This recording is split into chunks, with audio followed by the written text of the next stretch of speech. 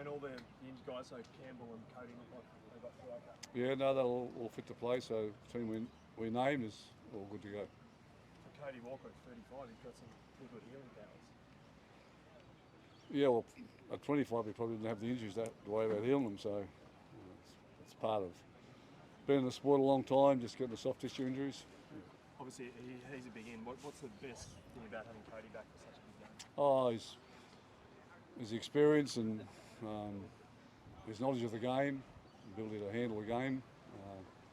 He's another exceptional few guys that I've coached over a long period of time that just have a real knack for the game, real feel for the game, and they don't need much coaching.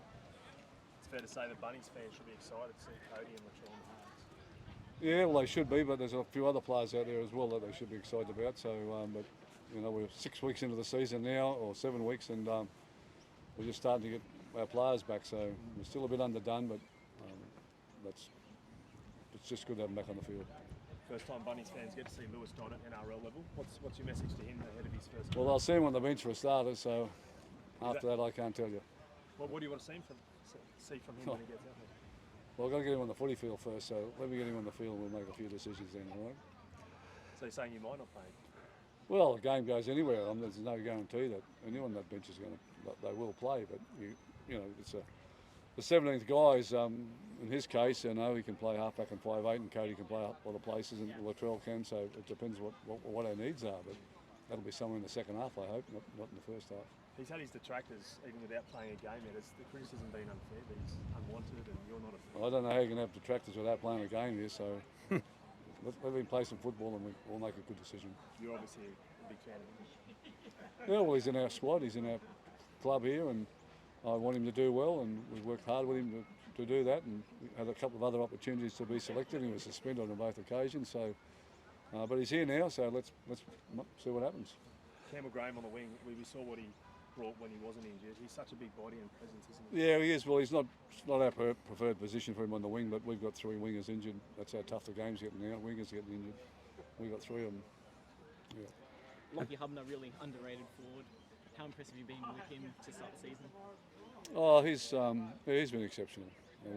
Yeah, he's turned up with the Dolphins 2 years ago as a train and trial player from the CQ, the Capitals up there, and come back the following year and just continue to impress me. And yeah, he epitomises what young men can do if they just got a dedication and a commitment to being their best, and he lives that every day of the week. He's 25, but still relatively young in terms of his NRL career. Can you see him having a bright future in the competition? Oh, absolutely. He's shown us already how much he can do, and it's his first year in the NRL at 25, as you said. So, no, he's got a lot of football in him. And you named Josh Schuster on the extended bench. He can't be far away. It could be a year away. I don't know. How good was it to see him return to the field last Yeah, week? we're all pretty pleased for him. He's had a few injuries and he's worked really hard, and I think everyone was excited for him and pleased for him. So we've just got to keep him on the field now. We all know what he can do on the field, and he's playing a game this weekend in the State League. So looking forward to that, and hopefully he's in first grade in the near future. And speaking of the pathway, sorry, Zach. Our Harold Matthews are in a sudden death semi this week, and then the SG Ball in the finals next week. So I think Dave Fern has done a pretty good job with the pathways this year. Well, I think the club has. You know, I give Dave a lot of credit for it too, but they had a pretty dismal year last year with it, and the future's in the pathways. If you want to stay a strong club under the salary cap, you've got to have a good pathways. And to their credit, and Mark Ellison, the CEO, Blake Solly, they've all picked it up and taken it. And David's done a great job, and yeah, we're in a much better place now. But we've got to maintain that position over a long period of time. Wayne, tomorrow they're expecting 60 to 70,000. It's really turned into one of the great round games of the year, this Good Friday battle, hasn't it?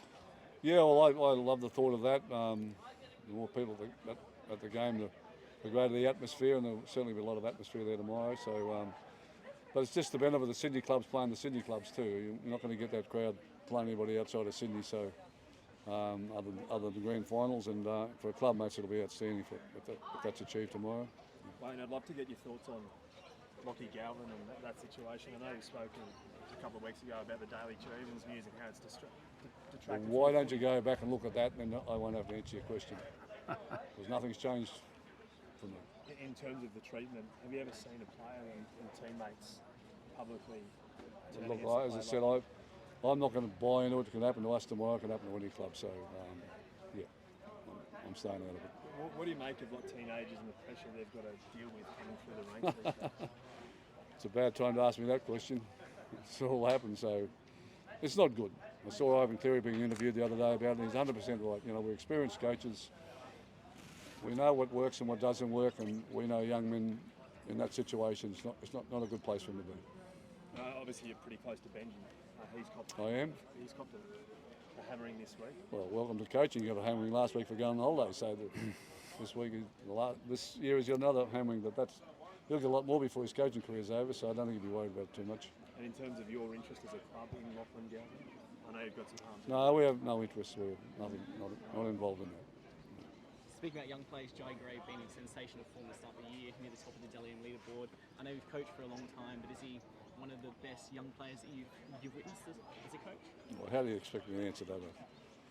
Coached so many great players, but he comes with a great attitude each week, does his best, and he's got a long way to go in the game, so ask me that question in 10 years' time. Okay? Wayne, I know you were taking some selfies and you were stopped on the way down, but to have the mates for you group here to mingle with the players and meet their heroes, it never gets old, does it? No, it's lovely. It's important to them, and it's important to us as a club that we respect them, and the players are wonderful with them, so it couldn't be better. Do you love taking selfies? I don't really know how to take a selfie like at the Perth last week. That was a funny video. Well, it may have been a funny video, but the bottom line is they couldn't get down to get to me, and I couldn't get up to get to them, so there's had to be a bit of a conference, and the kids told me how to take a selfie, so I'm in on it now. I'm into it. So can we expect more Wayne Bennett selfies? Absolutely. Self-promotion, I love it. I'm right into that shit. It's very good. Okay. Thanks, Wayne. Appreciate it.